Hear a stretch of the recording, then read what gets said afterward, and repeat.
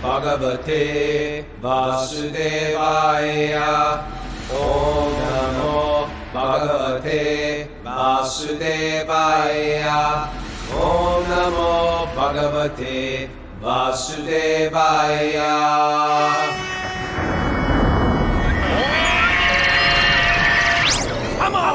Live from Super Soul Farm, this is Wisdom of the Sages, a daily yoga podcast with your host, Raghunath, and co-host and senior educator at the Bhakti Center in New York City, Kaustubha Das. Welcome to the show. Welcome to Walk on Wednesday. Wednesday is a day where we bring people or peoples on for a few minutes, just in the morning, the beginning of the show, and pick their brain a little because they're usually doing something interesting with their life. And today we have two of our favorite Zoomers. And when I say Zoomer, that means people who listen every day at 5 a.m. Eastern Standard Time. So first of all, they get some kudos for showing up on a regular basis. We also have people who just listen to the podcast on Spotify, Apple Podcast, Stitcher, etc. And those people, they can listen whenever they want. You can listen to back episodes. You can binge listen to them. But these Zoomers, they show up on a regular basis. Matter of fact, when someone's not on, I worry about them. Do you ever feel like that, Kaustubha? Like, what happened? Where's our Zoomer? And yeah, there's a Zoomer not on. Part of me is like a mother. Oh. Let's bring on Nancy Rothman and Jiva. Are they unmuted? Yes. Hi. Yeah. Hi, everybody. Yeah, hi. Okay. Howdy, boys. We got Nancy in New Jersey, right? Right, down in Princeton. In Right. Princeton, New Jersey. And we got Jiva on the streets of Munich. Yes. Grüß dich. And Jiva is your old friend from 10th grade or 9th grade. Yeah, way Yeah. back. Ninth grade. I think They that was say the you're not last supposed to grade. discuss a devotee's. You're not supposed to discuss a devotee's past, but you guys were old friends from the punk hardcore scene in New York, and now they're the leaders of our recovery groups that are going through. What's our official name for it? It's the Bhakti Recovery Group. There it is. The BRG. The BRG. You want to. Well, yeah. Let's just. We wanted to bring both Jiva and Nancy on today because they're both real active in helping lead that. They're really experienced with 12-step recovery, and they've kind of taken up the service of facilitating this Bhakti Recovery Group, which is having regular meetings on the weekends. It's also got an active thread on our Patreon Discord thread. So for Patreon members, we've opened up this facility for Bhakti Recovery. And maybe, Jiva, maybe you could just get us started and just telling us a little bit about your meetings, when you meet, and what they're like. Okay, so Saturdays after Wisdom of the Sages, about 10 minutes, 15 minutes after Wisdom of the Sages, and Sunday as well. Saturdays, we chose an ACA, which is Adult Children of Alcoholics or Dysfunctional Families. We chose this to do step study because it's such any addict comes from, anyway, a dysfunctional family. And so we chose to use those steps, the ACA steps, to work through the step study. That's what we do on Saturdays. We dive real deep into the steps. And we do, each week we'll do one step. And we have our homework and we work on the work. We have a special workbook. And we do that. And then... That's done over Zoom, is that right?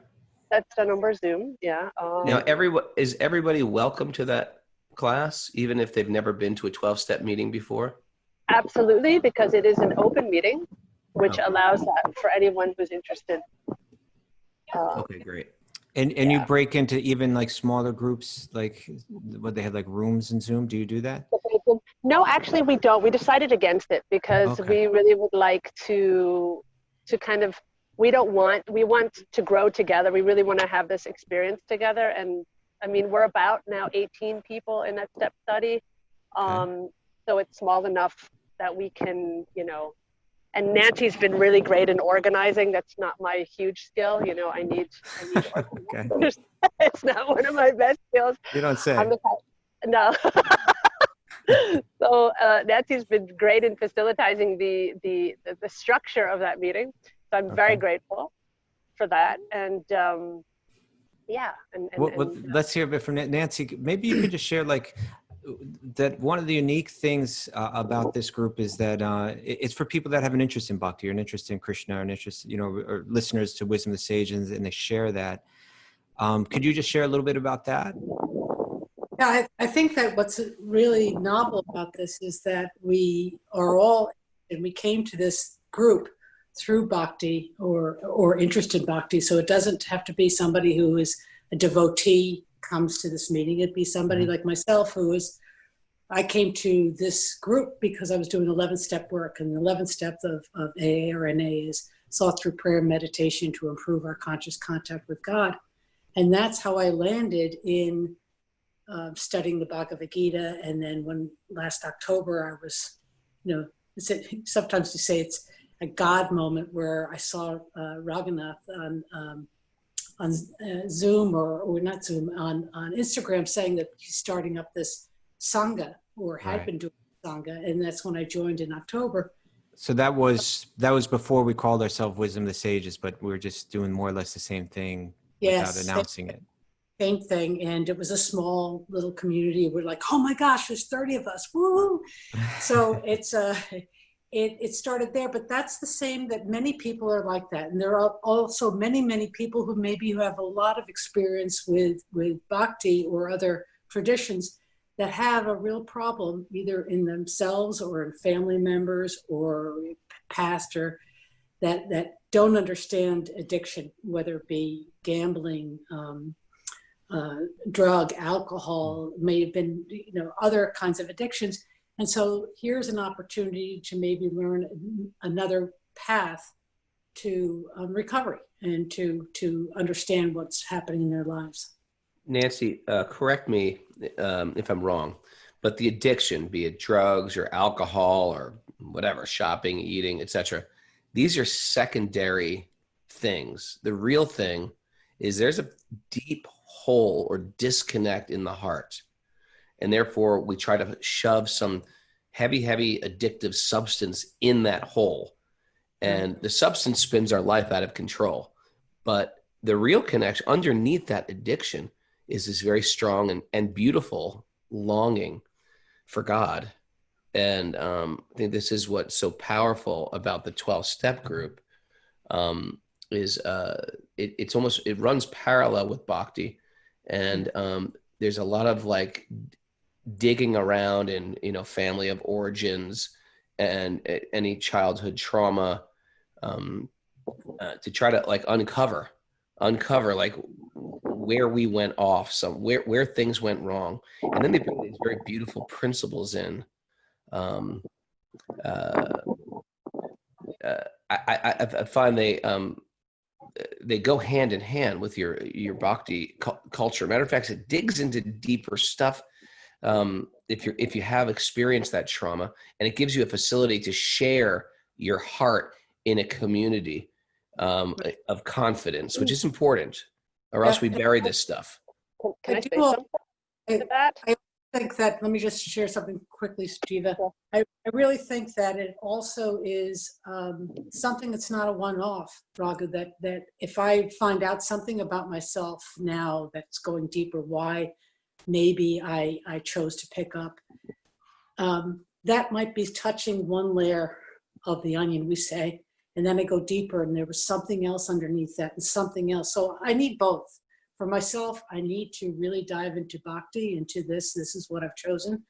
But I also need to be in a community of people that are addicts that know me better than those who aren't will ever know. There's a sense of trust and a sense of, I never thought of things that way, or I never experienced that, but I have empathy for how you're experiencing life right now.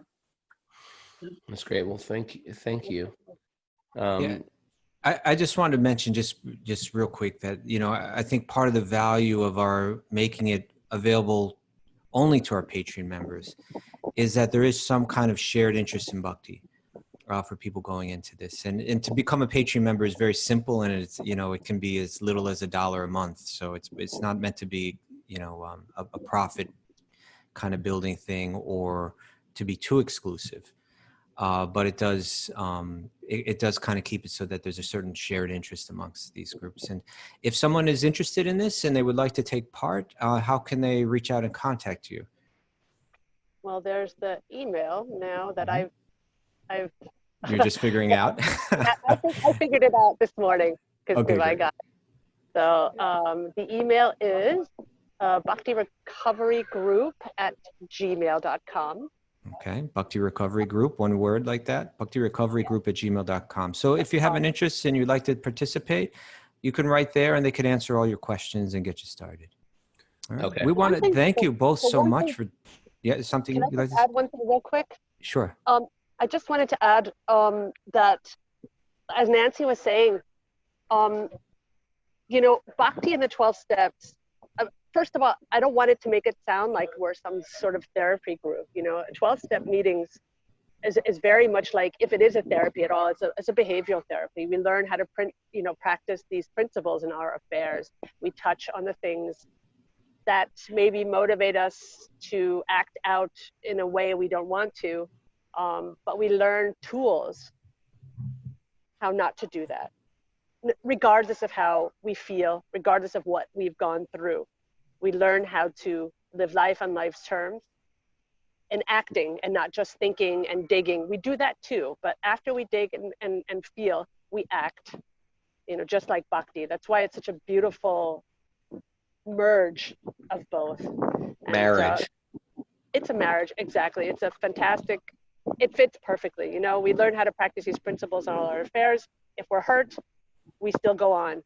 This is what we say at the meetings, it doesn't matter how you feel. It doesn't matter what you're thinking. It doesn't matter if your butt falls off. If your butt falls off, you pick it up, put it in a bag, and you go to a meeting. So that's kind of... Does that happen sometimes? Yeah, that happens. No. That definitely happens sometimes.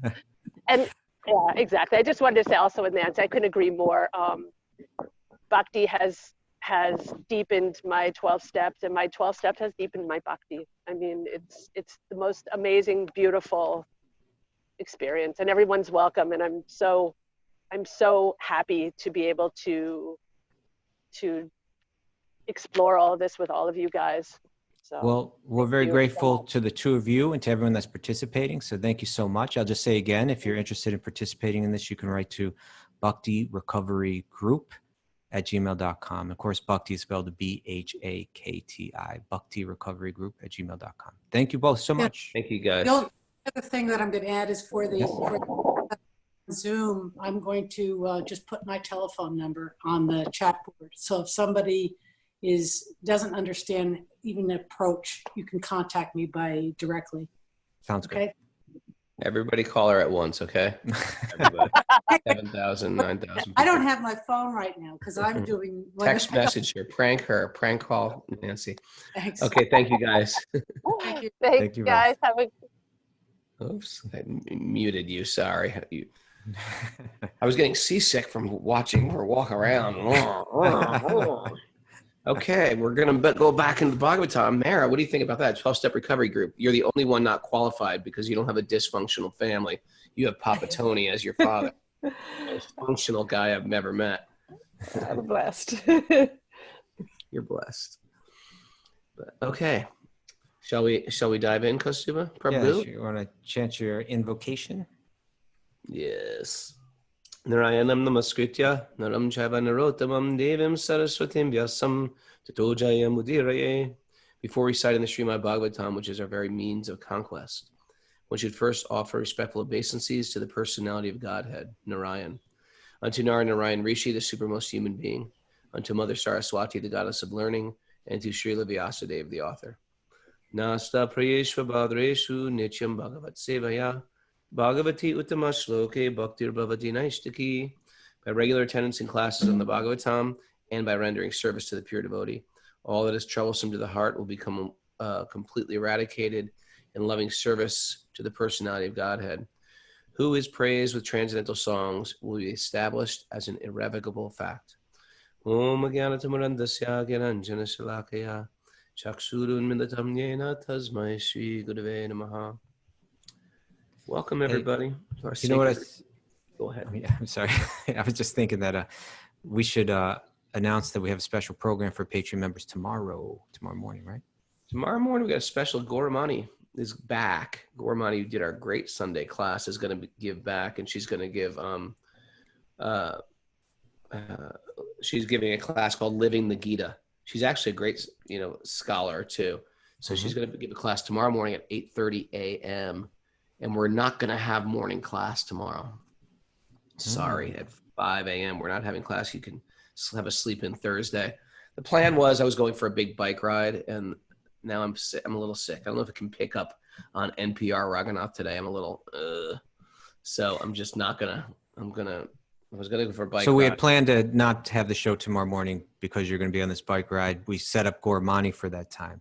So we figured let's give Raghunath the rest, and Goramani's already set for that time. So for Patreon members, you can tune in tomorrow at 8:30. We'll put it up on Patreon. You'll get the links that you need to take part in that class, and that should be a really great class. He's wonderful, yeah. Yeah, and then we'll share that for people that can't tune in on at that time. We'll share the recording of that on Patreon as well. Right? Great. And what if one wants to become a member of Patreon, either to participate in the Bhakti Recovery group or to get Goramani's great class or all the great yoga classes that are happening there, or the cooking classes or the Shastra philosophy classes? What do they do, Raghunath? Patreon.com/Wisdom of the Sages. It is a yogic resource for all types of great information. Great for yoga teachers, great for just people who love this culture of bhakti. And we're putting together a whole transcendental village. Welcome to our village. What is that? Who's that supposed to be? I don't know. What is that accent? I don't know.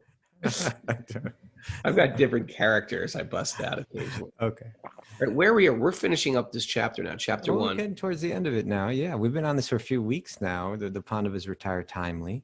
And we read yesterday, Yudhisthira now he's getting serious. He's not only taken off all of the kingly clothes and belt and garments and all of the other merchandise that interests you and your metal detector, Raghunath, but he's also amalgamated his senses into the mind, and the mind into the prana, and the prana into the three modes of material nature, and the three modes of material nature up into the Brahman, and ultimately, so he's gone through this external renunciation. He's gone through an internal renunciation, and we're going to hear now in these next couple of verses how he's just this total disregard for the external world now. Well, you sound disappointed about that. No. It's okay. I'm just sort of like in that sick mood. So it's just like, all right, Okay. read me a story. But Okay. I'm reading. Oh, okay. Well, I can if you need, but if I didn't have my phone yesterday. What number are we on? So today we're at 43. 43. I didn't have. So this is Canto 1, Chapter 15. The Pandavas retire timely. Text number 43. Why don't you just go ahead and read 43 and 44? Okay. After that, Maharaj Yudhisthira dressed himself in torn clothing. So here he was in a king's clothing with fancy belts of sorts, turbans, etc. Now he's putting on torn clothing. Gave up eating all solid foods, just smoothies exclusively.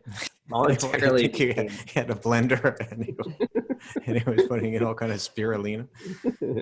Voluntarily became dumb, like he stopped speaking, which is a yogic thing. He stopped speaking. Someday, Mara, it's going to happen. I'm just going to become dumb. I don't believe it. And let his hair hang loose. So there's no more fixing of the hair. It's just becoming like a sadhu now. All this combined to make him look like an urchin or a madman with no occupation. He did not depend on his brothers for anything.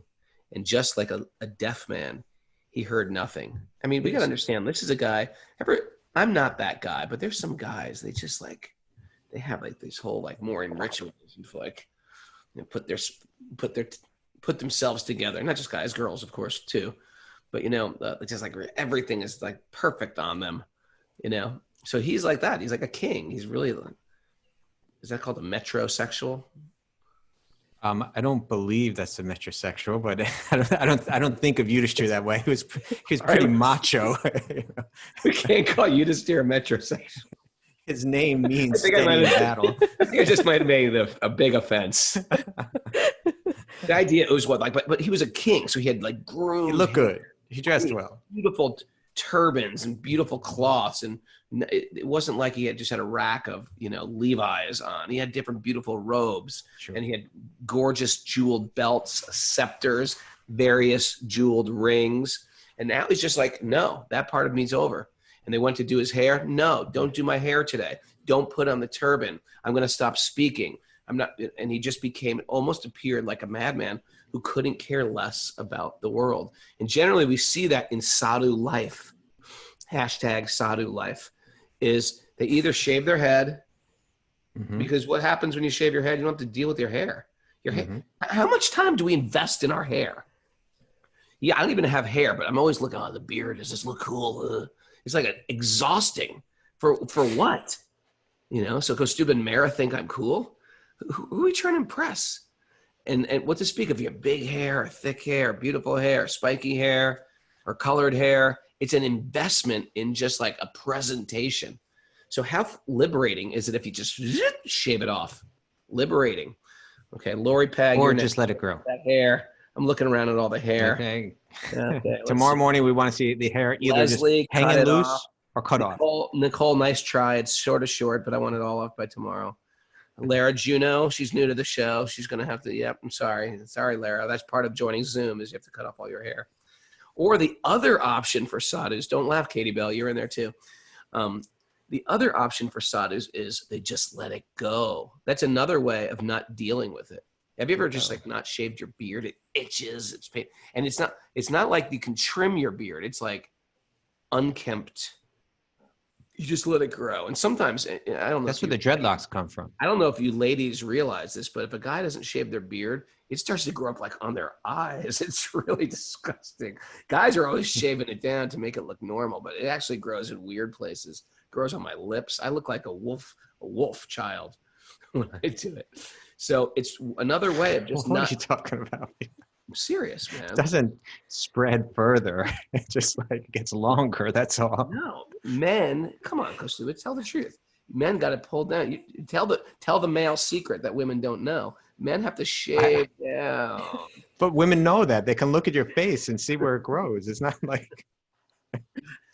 Anyway, my point is, we either shave it all off or we let it grow, and they're both a type of like letting go of the ego. And of course, the ego can exist anywhere, but it's an assistant. It's an ego assistant or ego shedding assistant.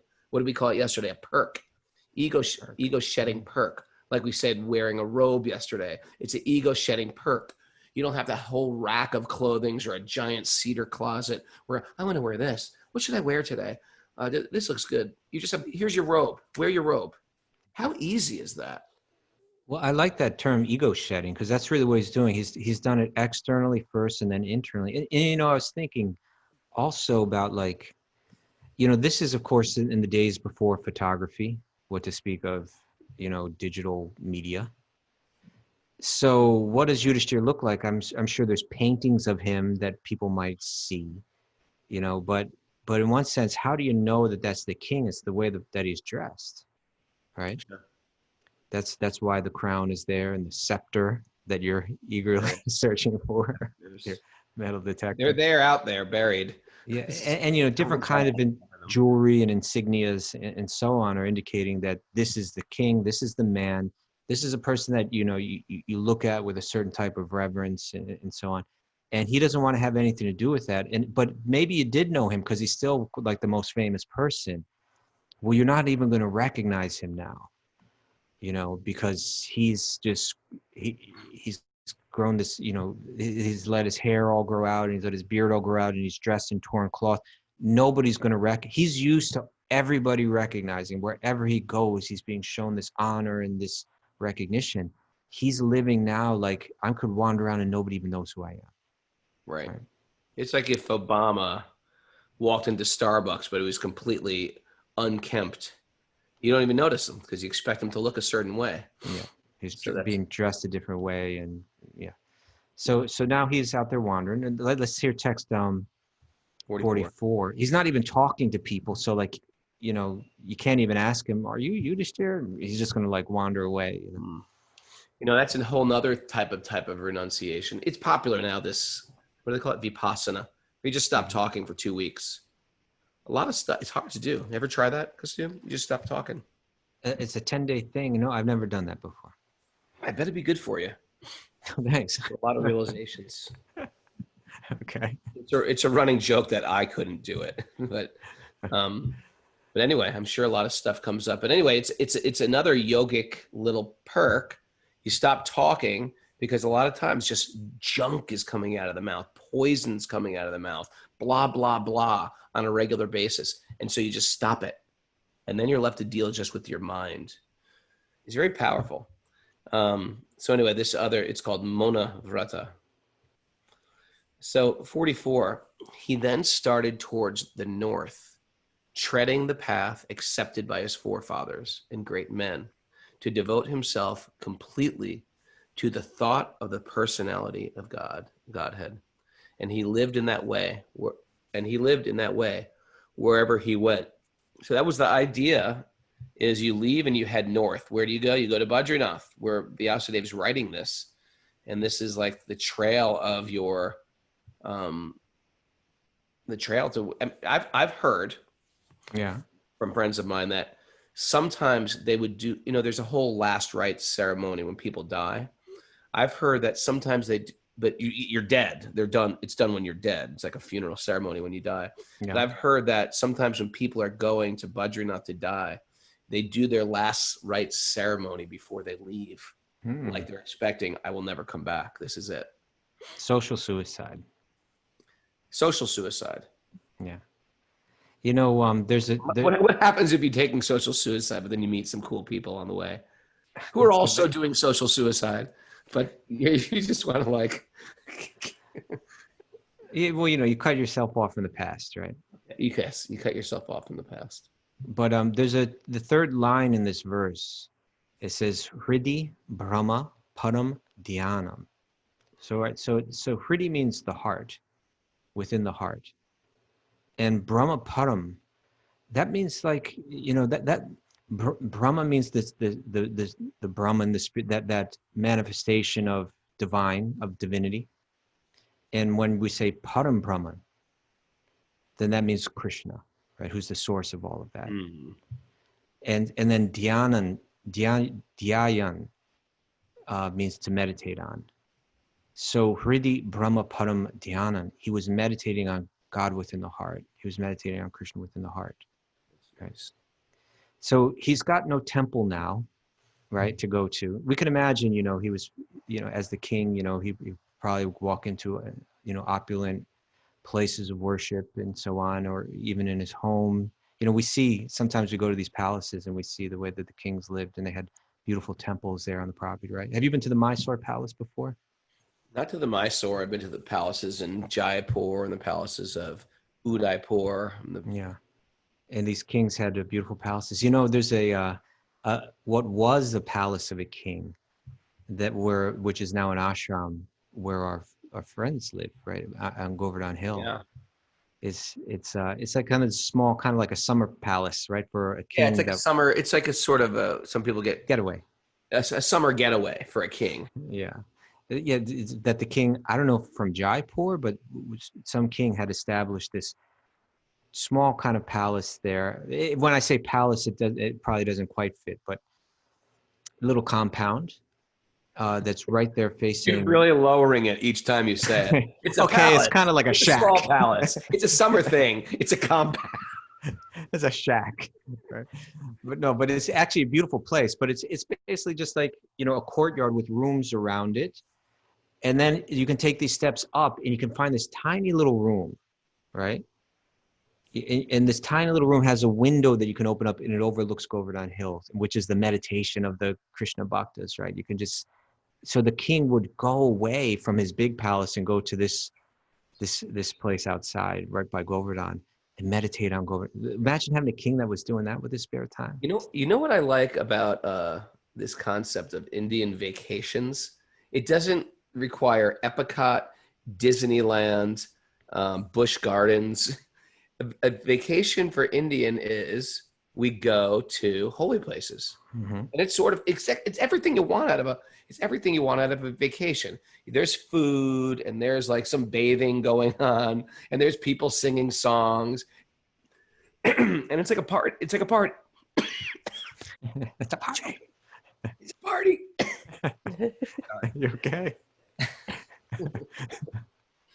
Choke on my saliva.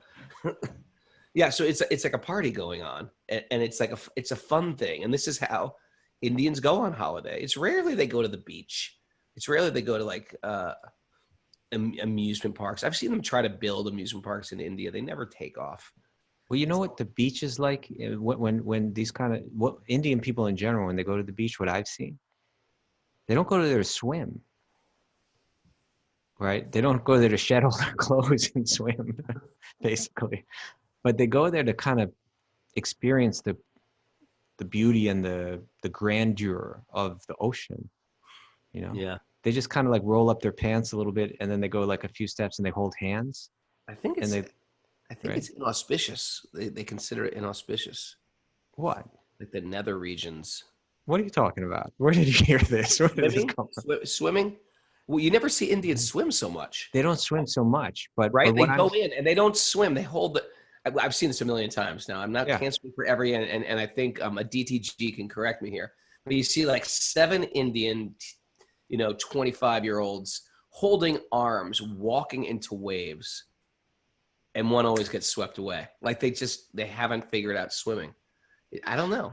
I haven't seen them get swept away. What I've seen is that they just they go there to step into that, to feel the greatness of the ocean and think of God, That's whereas we think of like, let's party, let's enjoy this, Okay, Nikila, a DTG, Aravind, write something on the chat board about Indian swimming. What's going on with you guys in the ocean? Why don't they swim so much? What's going on? Is it inauspicious? What's going on? Okay.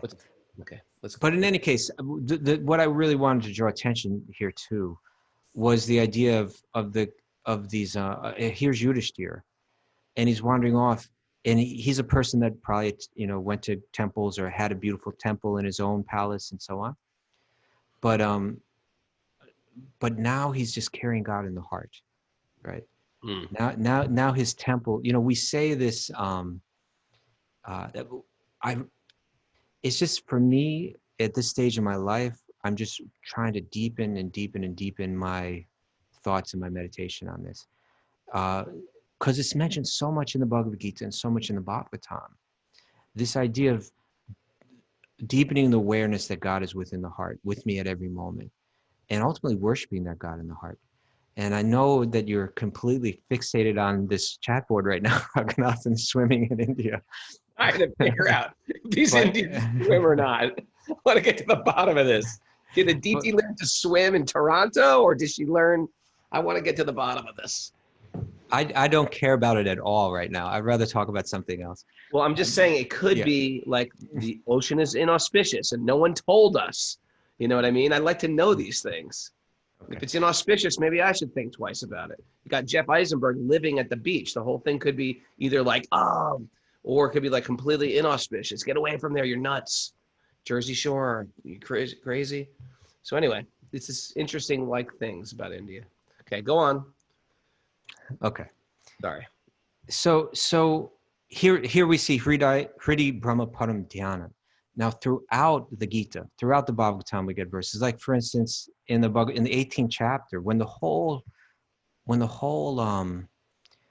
Bhagavad Gita is wrapping up, Krishna says this famous verse, the Supreme Lord is situated in everyone's heart, O Arjuna, and is directing the wanderings of all living entities who are seated as on a machine made of the material energy, right? We're in a body that's like a machine. Great verse. But we have God within the heart. And then the next verse, coming to the very conclusion of the Bhagavad Gita, Krishna says to Arjuna, O Arjuna, surrender unto him utterly, right? Surrender unto him utterly. By his grace, you will attain the transcendental peace and the supreme and eternal abode. Right? What a powerful, important instruction coming at the conclusion of the Bhagavad Gita, that God is in your heart. Don't forget that. And surrender unto him utterly, completely. We walk around completely in forgetfulness of this fact. But our bhakti practice should be deepening that. And through that, we'll get the param shantim, the real peace, right? The transcendental peace, and the eternal abode. Mm. So now Yudhisthira is like, I don't have any external garb, any external royal garb. Nobody's going to even recognize me. I don't have any opulence in life. I don't have any real sense gratification. I'm not even eating solid food. I've lost interest in everything. Where is my consciousness going? What is all of this facilitating? It's facilitating the deeper and deeper experience that God is in my heart and the connection, with God in the heart. And if we get, we say like namaste, right? Like this, the very common Indian greeting. My And light that's, in you honors the light in me. yeah, like that idea that, do we really think about what that means? That within my heart, God is there, and within your heart, God is there. And so therefore we are, these bodies are walking temples. And the deeper I understand that, where's the question of lust? Where's the question of hate? I'm just seeing the presence of God and feeling the presence of God at every moment. That's where this bhakti and where yoga ultimately is meant to lead us. Yudhisthira was ready for it, and he was focused on it. And so again, what this verse says is, let me pull it.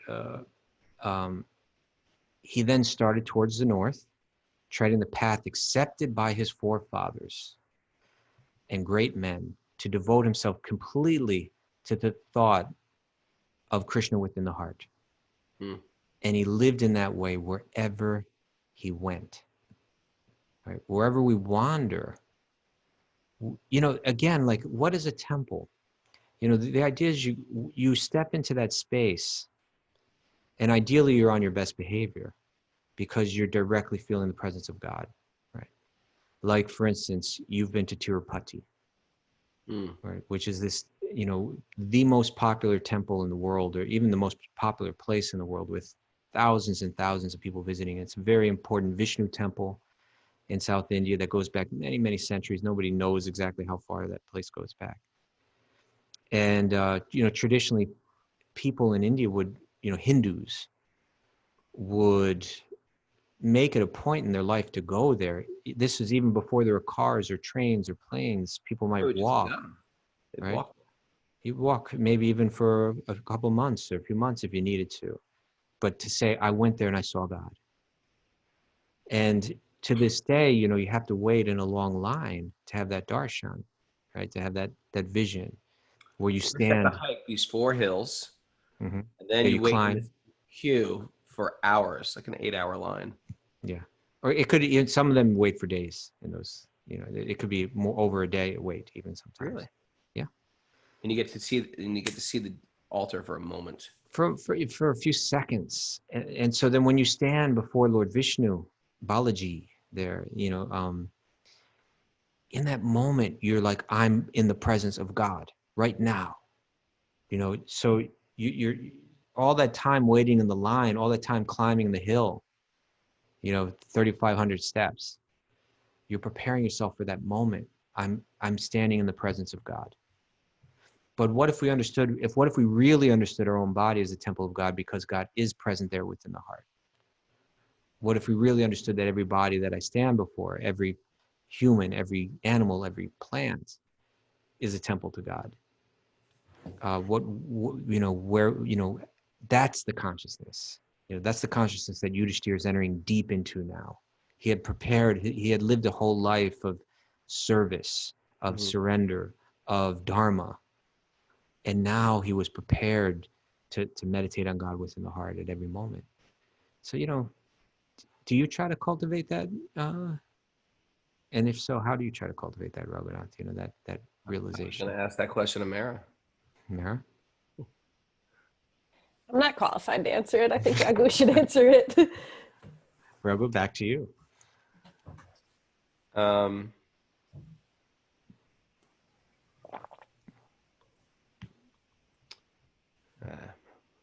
I pass. I've taken this vow of silence now.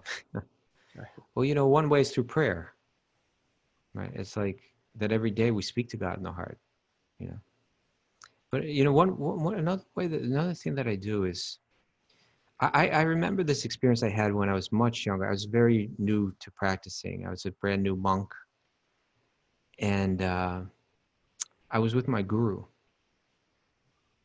and I think he was also with a couple other sannyasis, and they were talking to me, and then they were going to kind of meet on their own, and in other words, they're kind of getting rid of me. They're kind of kicking me out of the room.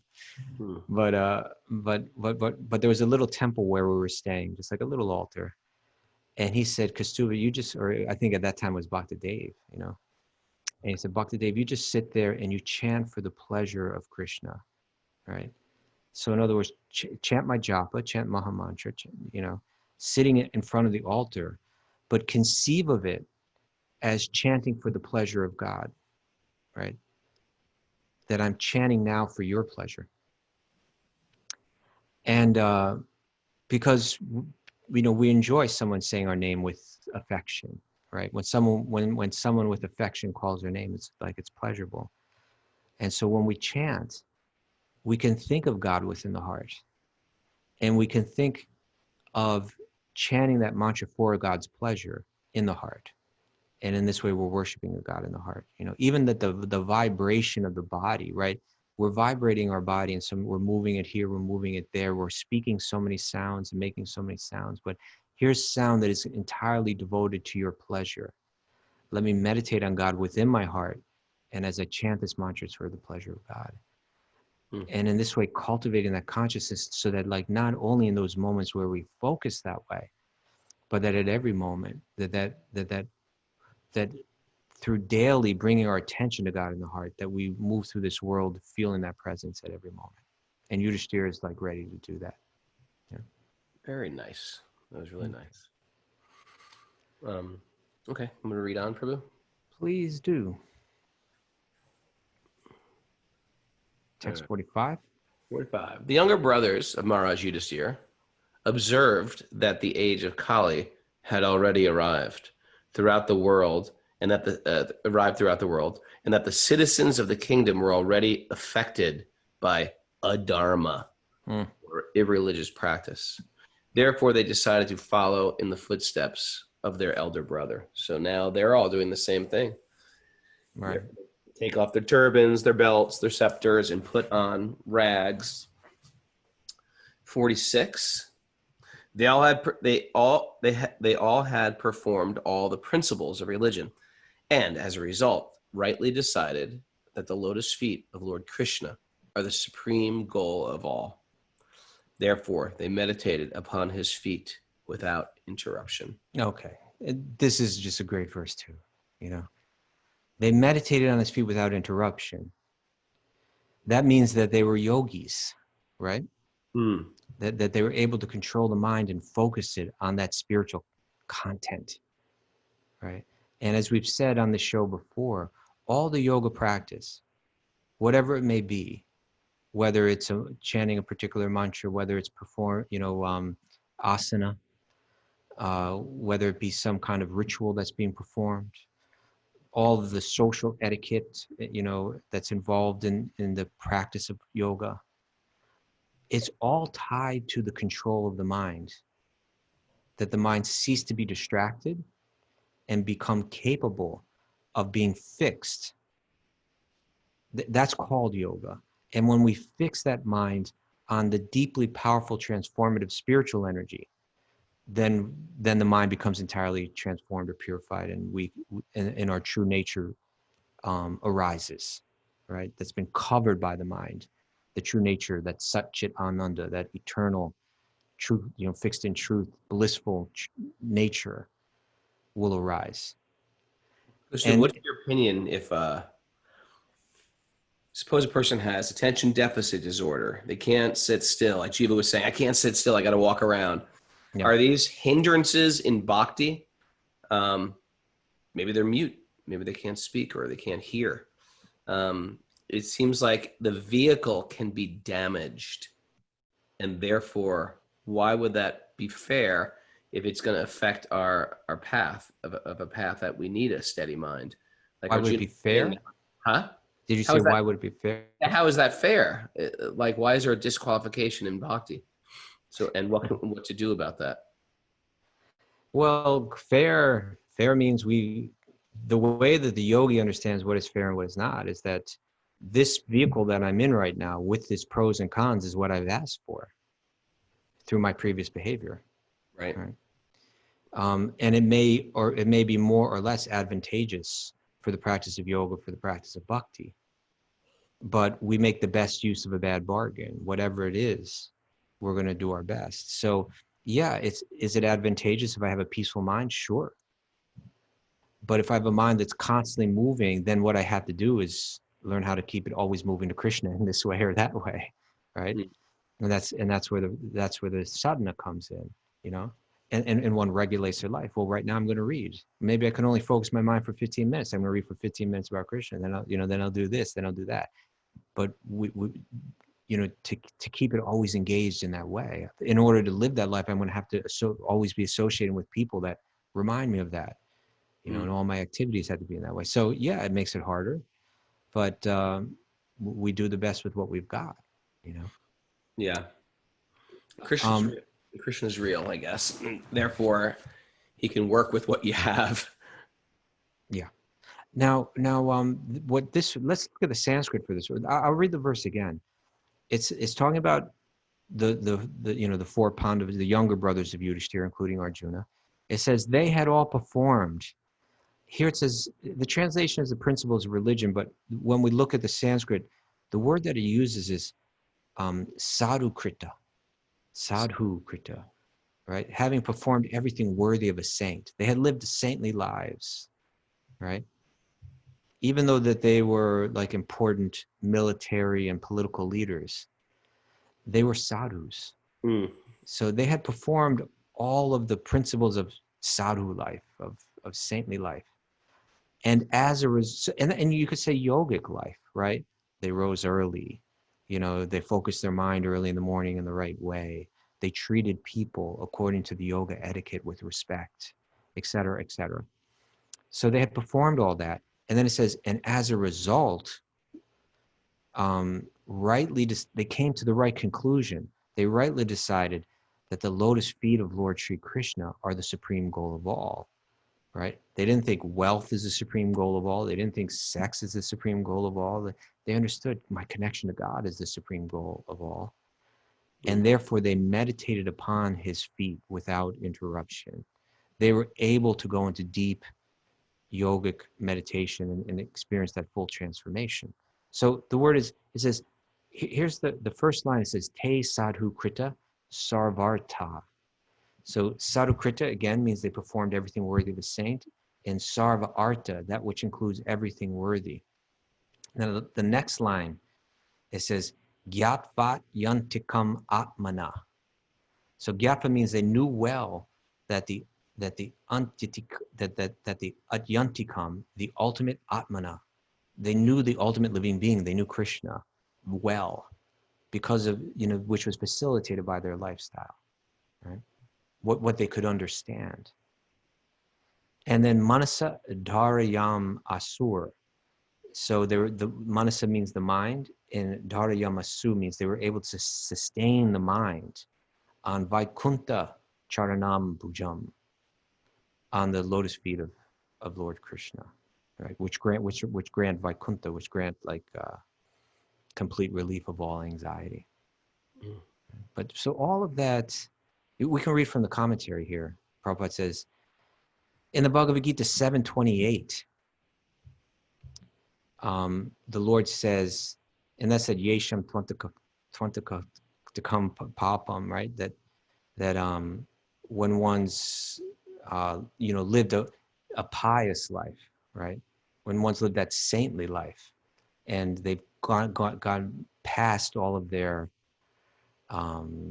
negative karma, that they can focus. It says in Bhagavad Gita 7:28, the Lord says that those who have done pious deeds in previous lives and have become freed from the results of all impious acts, can concentrate on the lotus feet of the Supreme Lord Sri Krishna, which is, we talked about sin the other day, right?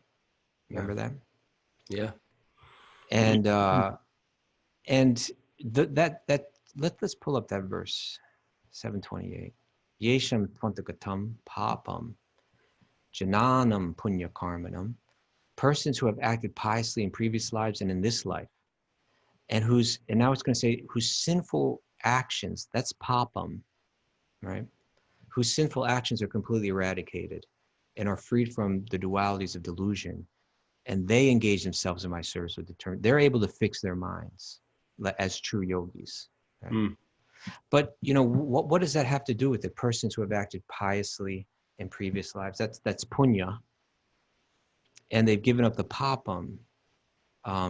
But there's the idea, and this is discussed in the Nectar Devotion, that due to our avidya or ignorance, we take on material desires, which is called bijam, right? It means like there's a seed that's planted in us.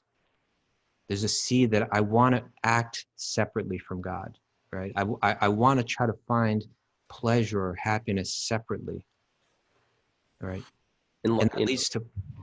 It's such a great... Yeah. It's such a great analogy, the bijam, the seed, because like any other seed, when I plant a seed, something grows and gives more seeds. So every time we do something, quote, sinful, or that sort of throws us off our path, we don't just get the immediate reaction for that. For example, suppose something like heroin. Suppose I take heroin. I don't just get the immediate reaction for taking that. There's a seed that's also planted in the heart to do it again. Yeah. Well, yeah. And with heroin, there would also be like even a physical dependence, right? Right. And so all the more so. But what you're saying is so significant that it leads to a mental disposition. You see, there's this cycle, right? that first there's avidya, there's ignorance.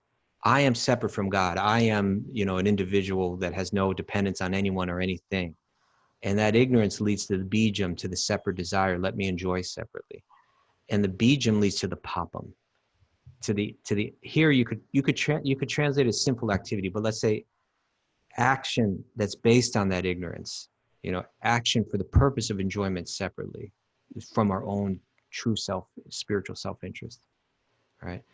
And then papam leads to what's called aparabdha karma. That now there's some reaction that has not yet manifested, but it's just sitting in the bank account waiting to happen. Right? Yeah, so that's it's ready to sprout, and you don't even know it. So sometimes we get something like, man, I just lost all my money. I lost my home. I got my heart broken.